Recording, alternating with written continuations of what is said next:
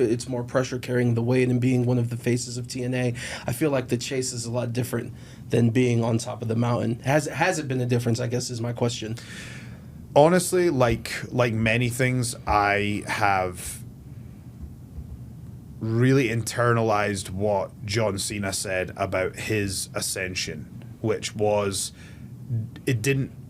what mattered wasn't necessarily whether the crowd were cheering or booing. It was whether they were making noise. But what he also said is there were nights where, you know, he was, are we doing the right thing? Are we going in the right direction? And he said he always looked at the numbers. He wanted to know how many people were in the building. He wanted to know how many shirts were being sold. Those were the metrics. And we now have social media to do that as well. So for me, it's what I've learned to do is not get caught into, you know, the day-to-day sort of social media, Twitter, Reddit, like immediate gossip, which can be a very vocal minority, but to zoom out and look at the overall metrics on a macro scale to evaluate what you're doing. So kind of like, for instance, you know, you might have a small portion of the audience be upset, but if you're looking at a packed house and you're looking at T-shirts sold, it's like at the end, that's what matters.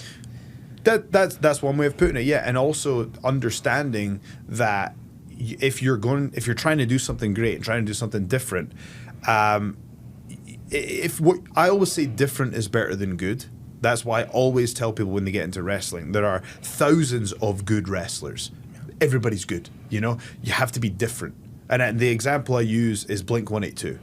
Is Tom DeLonge the greatest singer of all time in terms of his technical ability? No, he's a good singer, but he is distinctive. And as soon as he sings, everyone knows it's Blink-182. And people need to approach professional wrestling in the same way. So I always tell people this, what I tell other people is that different is better than good. And when you are different, it is impossible to have everybody on side. And actually, once you get to the next level, what you understand is you have people going, well, I hate this and I hate that and I hate this and I hate that. And you're going, actually, all the people that are speaking negatively about something I'm doing, it is helping me algorithmically. So you realize that your criticism is actually indirectly making you money.